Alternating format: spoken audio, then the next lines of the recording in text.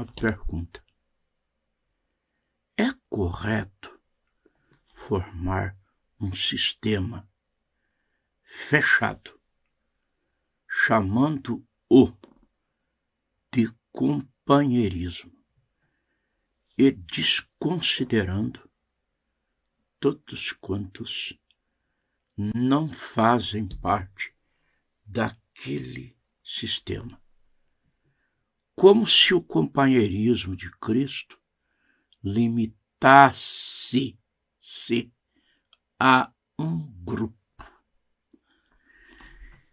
Ouçamos o que está escrito no Evangelho de Cristo, segundo escreveu Marcos, capítulo 9, do versículo 38 até o 40.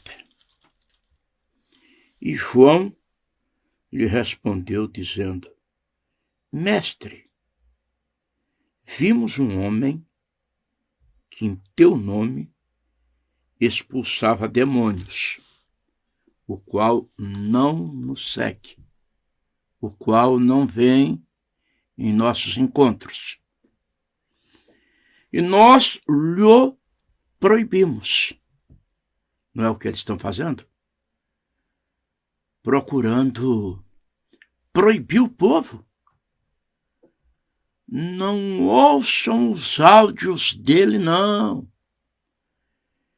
Ele não nos segue. Ele está em ismo. É o que eles dizem. Então João chega até Jesus e lhe diz: Mestre, vimos um homem em teu nome expulsando demônios. Só que ele não nos segue, ele não vem em nossos encontros. E nós falamos para ele parar. O que Jesus respondeu? Não lhe proibais, porque ninguém há que faça milagre em meu nome e possa logo falar mal de mim.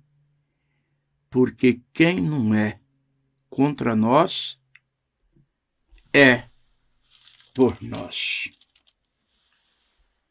Preciosos irmãos e irmãs, todo movimento de Deus, todo avivamento inicia-se a partir do rompimento com uma organização religiosa.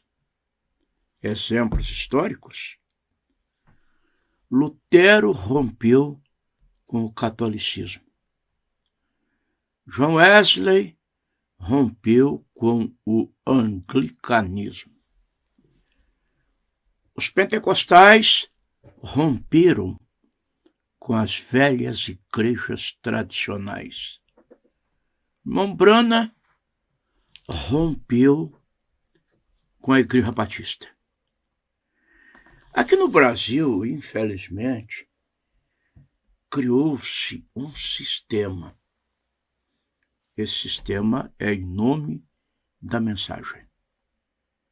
Devido um certo ministro ter sido bem sucedido na década de 70, 80, 90, na área evangelística, foi um verdadeiro êxodo, muita gente saindo das denominações. Devido ao sucesso desse homem, criou-se um sistema em torno dele. E esse sistema é chamado de companheirismo. Como se o companheirismo de Cristo se limitasse a esse grupo, os que estão ligados a esse ministro, que até já partiu, ou ligados à cidade onde esse ministro pastoreou. fazendo dessa cidade uma sede, como os católicos fazem de Roma, como os maometanos fazem de Meca. E quem não estiver ligado a este propalado companheirismo é estigmatizado. É dito a seu respeito: ele está em ismo. O irmão Brana, na mensagem Discernimento de Espírito, parágrafo 16, ele disse: não julgue o homem pelo grupo que ele pertence. Julgue o homem pelo seu espírito. Ele pode não pertencer ao grupo A ou ao grupo B e, no entanto, ter um bom espírito.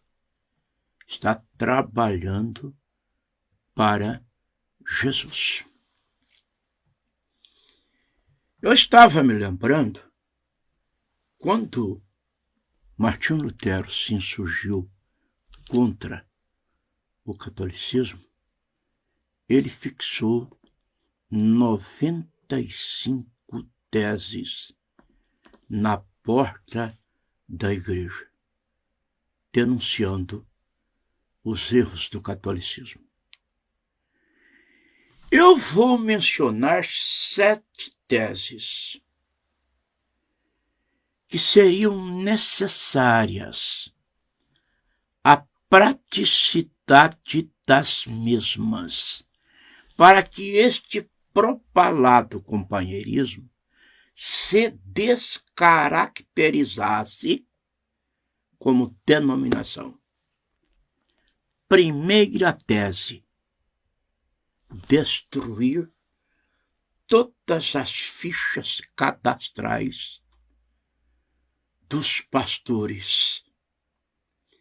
Por que que esta igreja tem ali em seu poder as fichas cadastrais dos pastores do Brasil?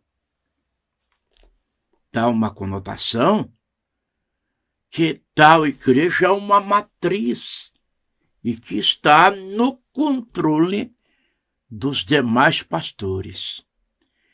Aquela igreja, ela deve ter a ficha da sua membresia, dos seus membros, dos que tomam a ceia ali.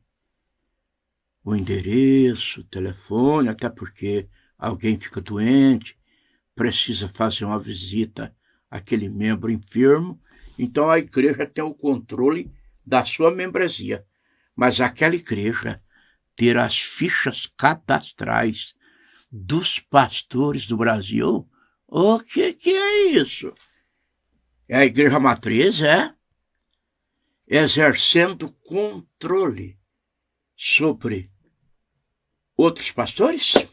Então, primeira tese: destruir todas as fichas cadastrais de pastores que estão ali. Porque dá a conotação que nós, os pastores, estamos ligados àquela igreja como uma matriz. E isso é nicolaísmo. Segunda tese: descentralizar os encontros que só acontecem ali.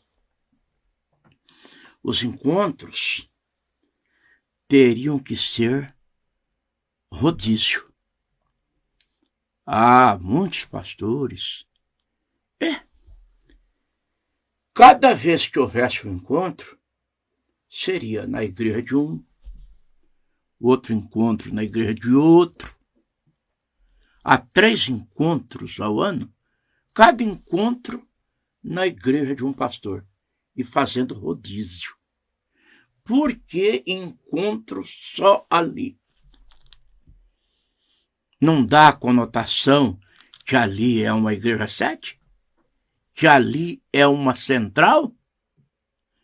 Eu defendo a independência, a soberania, a autonomia da igreja local. A igreja local, eu considero aquela igreja como uma das igrejas da mensagem no Brasil. Uma das igrejas. Ela pode ser a maior em relação ao prédio, pode ser a maior em relação à membresia, mas ela é uma igreja local. Ela não tem superioridade sobre outras igrejas. O seu pastor não é um bispo que controla os demais pastores. Inclusive, na mensagem pregada pelo irmão Branham, Hebreus, capítulos 5 e 6, primeira parte, parágrafo 26. O irmão Branham disse: eu creio na soberania da igreja local. Eu creio que não há um homem maior para a igreja local do que o seu pastor. Não existe uma associação de pastores chamada plenário, com poder decisório.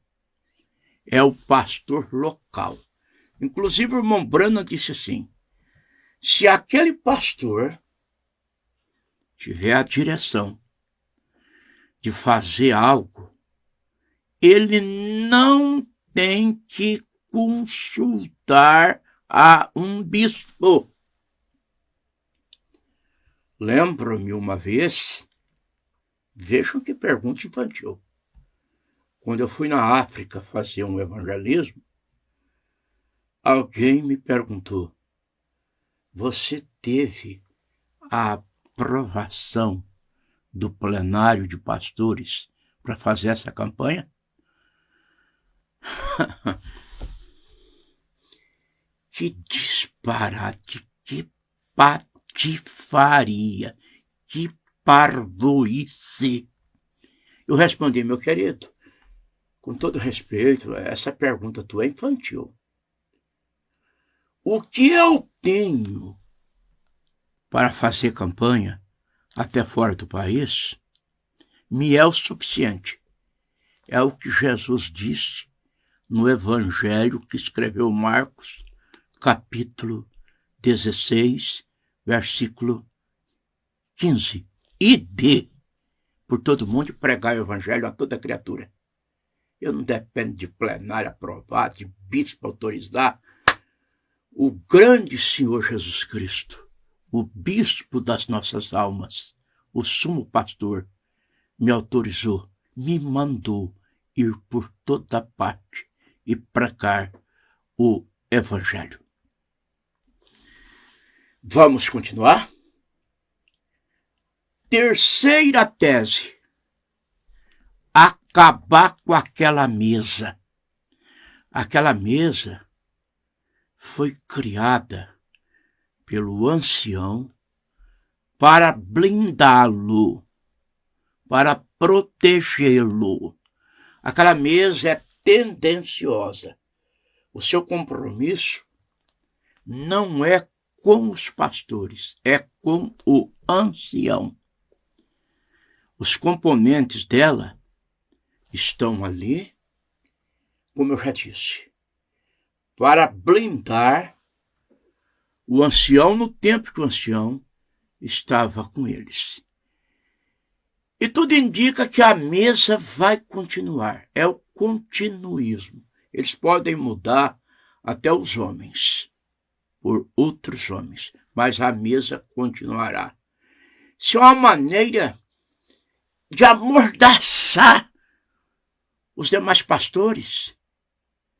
Depois chama o quê? de reunião de pastores, de plenário, nas mãos de uma mesa de uns 6 pastores.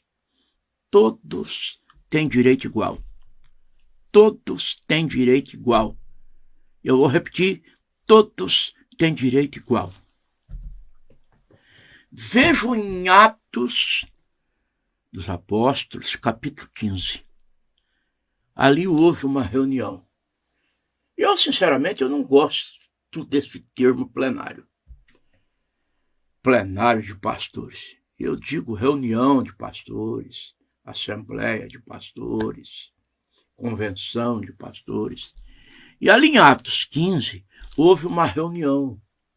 Os apóstolos se reuniram porque as pessoas que estavam se aderindo ao Evangelho, havia um espírito querendo judaizar o cristianismo, com rituais do Velho Testamento.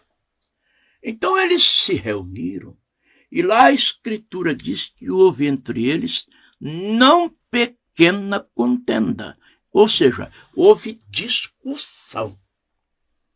Houve discussão. Reunião de pastores, tem que haver discussão, em um bom sentido. Ou então, é um absolutismo. O que meia dúzia lá concorda e fala, meia dúzia sentada em torno de uma mesa, os demais ficam assim como lagartixa. Vejam vocês se em Atos 15, as 3 colunas do apostolado, Pedro, Tiago e João, estavam em uma mesa, se destacando, se diferenciando dos demais. Não existe mesa de pastores. Isso é espírito político. Existe a reunião de pastores e todos com direito igual. Portanto, terceira tese, acabar com aquela mesa. Quarta tese, encarar aquela igreja como uma dentre as demais, que não tem preeminência. É simplesmente uma das igrejas da mensagem no Brasil. Cresceu mais, o prédio é maior, a membresia é maior, tudo bem, mas ela tem a sua vida própria. Uma certa vez, o ancião que já partiu, referindo-se àquele tabernáculo, ele disse: este tabernáculo é o tabernáculo da noiva do Brasil. Gente, não tem como esconder. Essa afirmação, ele foi infeliz, é nicolaísmo. Aquele tabernáculo é tabernáculo da igreja que está lá naquela cidade, não da noiva do Brasil. As outras igrejas que estão distribuídas, espalhadas pelo Brasil, não têm seu tabernáculo? Aquele é o tabernáculo exclusivo da noiva do Brasil? Expressão nicolaíta. Portanto, quarta tese, encarar aquela igreja como uma das demais, e não com preeminência, com superioridade, igreja mãe, igreja sede. Isso teria que acabar para descaracterizar denominação. Quinta tese, acabar com o conceito que companheirismo limita-se àqueles que estão ali, que vão ali. Ah, você é do companheirismo? Sim, sou, já se entende. Está ligado lá. Meu querido, o companheirismo é de Cristo. O companheirismo não é de um pastor, Não é de um grupo, não é de grupo A nem grupo B. O companheirismo é de Cristo, é universal. Em nome de Jesus Cristo, abre a tua cabeça. Abra a tua mente pelo amor de Deus, pelo amor da tua alma. Sai disso em nome de Jesus Cristo. Eu tenho que vos falar a verdade. Agora, eu acredito que é a sexta tese. A sexta tese. Encontros deixar de ter poder decisório. Plenário de pastores com poder decisório sobre as igrejas do Brasil. Pastor vai no encontro, chega lá, meia dúzia discute, porque são os que mais falam, os que estão ali naquela mesa. Aí os demais voltam e falam para as suas respectivas igrejas. Lá foi decidido que a partir de agora vai ser assim, assim e assim. Meu querido, é um plenário de pastores que dirige a tua igreja? É meia dúzia de pastores em uma mesa que dirige a tua igreja? Ou é você? Não é você que é o pastor da tua igreja? Não é o Espírito Santo que te dirige? O irmão Brana chega a dizer que o nosso quartel-general é o Espírito Santo. Vamos para a sétima tese? A sétima tese é aquela obrigatoriedade de ir nos encontros. Se não for, tem que justificar. Se faltar 2 vezes em seguida, já... Ué, fulano, será que foi pro ismo? Teve um pastor, um chaleira, um puxa-saco, que faz parte daquela mesa, que não tem capacidade quase que nenhuma para defender uma tese, que está ali só porque defendia o ancião incondicionalmente. Sabe o absurdo que ele falou? Ele chegou a dizer assim, pastor que às vezes falta no encontro e simplesmente manda dizer que está justificando a sua falta. Como assim justificando a sua falta? Ele tem que especificar o motivo. O pastor tem que se expor. Se ele estiver doente, tem que mandar até uma declaração médica. Pare com isso! Tem que ser uma coisa espontânea, vai quem quiser ir. E se não for, pare com essa pichação. Já faz 2 encontros com fulano não vem. Será que foi para ismo? Meninice, para com isso. Agora, eu vou falar um pouco sobre plenário. Eu falei que eu não gosto de plenário, de termo plenário. Plenário vem do latim. Plenário.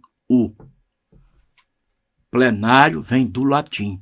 Plenário, que significa pleno, inteiro, completo.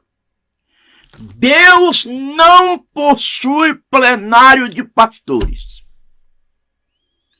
A criação de um conjunto de homens para deliberar sobre os demais é prática romana e nicolaíta.